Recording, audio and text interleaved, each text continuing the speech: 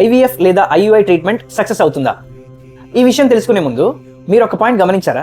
మనం ఎప్పుడైనా traffic signal దగ్గర ఆగినప్పుడు అడుక్కునే వాళ్ళు వస్తూ ఉంటారు. వాళ్ళకి చాలామంది సంతానం ఉంటారు. మళ్ళీ ఆ అమ్మాయి గర్భవతిగా ఉంటుంది. వాళ్ళు ఎటువంటి నీట్నెస్ ఫాలో అవ్వరు, ఎటువంటి డయట్ ఫాలో అవ్వరు, ఎటువంటి మెడికేషన్ తీసుకోరు. వాళ్ళకి హ్యాపీగా సంతానం ఉంది. కానీ మనం ఎన్ని కేర్ తీసుకున్నా కూడా మనం ఫర్టిలిటీ సెంటర్స్ చుట్టూ తిరిగి ఐవీఎఫ్, ఐయుఐ ఇలాంటి ట్రీట్మెంట్స్ తీసుకునే పొజిషన్లో ఉన్నాం. దేవుడిని నమ్మని వాళ్ళకి, లేదా అన్ని మనం చేస్తేనే అవుతాయి, దేవుడు అనేవాడు లేడు అనే వాళ్ళకి ఈ ఎగ్జాంపుల్ చెప్పి చూడండి. ఎందువల్ల ఇది అవుతుంది? మన ప్రయత్నంతోనే అన్ని అవుతాయన్నారు కదా, మరి ఇది ఎందుకు అవ్వట్లేదు అని అడిగి చూడండి. వాళ్ళ దగ్గర ఆన్సర్ ఉండదు. ఎందుకంటే అల్టిమేట్గా ఇది డిసైడ్ చేసేది కర్మ. ఆ ట్రీట్మెంట్ తీసుకునే స్థితిలో ఉన్నప్పుడు ఆ ట్రీట్మెంట్ సక్సెస్ అవుతుందా లేదా అనేది కూడా కర్మలో రాసి ఉండాలి. ఆ కర్మలో రాసుందా లేదా అనే విషయం జాతకంలో ఈ కాంబినేషన్ ద్వారా ఈజీగా చెక్ చేసుకోవచ్చు. ఇటువంటి కాంబినేషన్ ఉంటే తప్పకుండా ఐవీఎఫ్ సక్సెస్ అయితే తీరుతుంది. అదేంటో చూద్దాం రండి.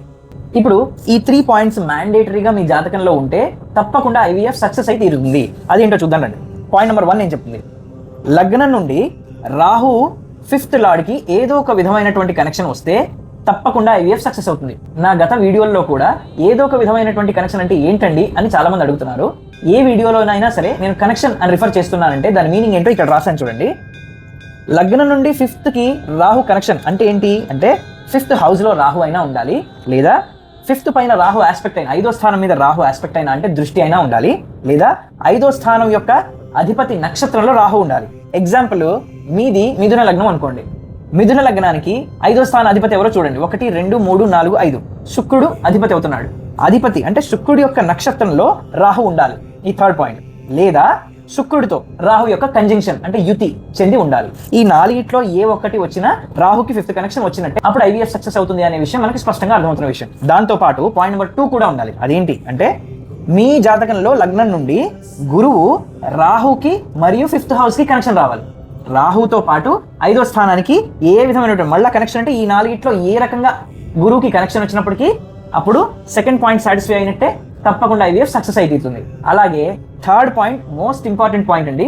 చాలా మంది ఈ పాయింట్ చెక్ చేసుకోకుండా వాళ్ళు ఐవీఎఫ్ ట్రీట్మెంట్కి వెళ్ళి ఫెయిల్ అయ్యి మళ్ళీ 2nd అటెంప్ట్ 3rd అటెంప్ట్ చేస్తున్నారు. ఏమంటే ఇది ఎగ్జామ్ కాదు 2nd అటెంప్ట్ 3rd అటెంప్ట్ చేయడానికి. డబ్బులు పోతే మళ్ళీ వస్తాయండి, కానీ ఆవిడ హెల్త్ గురించి మీరు ఆలోచిస్తున్నారా? ఎంత హెల్త్ డ్యామేజ్ అవుతుందో నాకు ఎవ్రీడే క్లయింట్స్ కాల్ చేసి చెప్తున్నప్పుడు నాకు చాలా బాధ కలుగుతుంది. ఎందుకంటే యాజ్ అన్ ఆస్ట్రాలజర్ రానున్న దశలు అంతర్దశలు చూసి క్లయింట్స్ కి సజెస్ట్ చేయాలి ఇప్పుడు ఐవీఎఫ్కి వెళ్ళొచ్చా లేదా అని. ఆ పాయింట్ అందరు మిస్ అవుతున్నారు. ఇది అస్సలు మిస్ అవ్వదు. ఈ పాయింట్ అదేంటంటే మహర్దశ లేదా అంతర్దశ, ఇక్కడ అంతర్దశ అని కూడా రాస్తున్నా. మహర్దశ లేదా అంతర్దశ 2, 5, 11 ఈ 3 ఏదో ఒక్కదానికి కనెక్ట్ అవ్వాలి. ఏదో ఒక్కదానికి కనెక్ట్ అయినా మీరు ఐవీఎఫ్ ట్రీట్మెంట్కి ముందుకు వెళ్ళొచ్చు, అది సక్సెస్ఫుల్ అవుతుందని దాని అర్థం అనమాట. ముఖ్యంగా అంతర్దశ 2, 5, 11లో ఏదో ఒకదానికి కనెక్షన్ వస్తే తప్పకుండా ఆ సమయంలో మీ ఐవీఎఫ్ సక్సెస్ అవుతుంది ట్రీట్మెంట్ అని అర్థం. ఒకవేళ అంతర్దశ కనుక 2, 5, 11లో దేనికి కనెక్షన్ రాకపోతే ఆ అంతర్దశ వదిలేసి రానున్న అంతర్దశ చూడండి.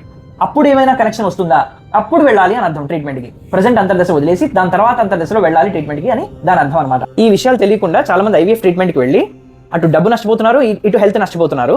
కాబట్టి ఈ వీడియో ఉపయోగకరంగా ఉంది అని అనుకుంటే దయచేసి అలాంటి వాళ్ళకి ఈ వీడియోని ఫార్వర్డ్ చేయండి.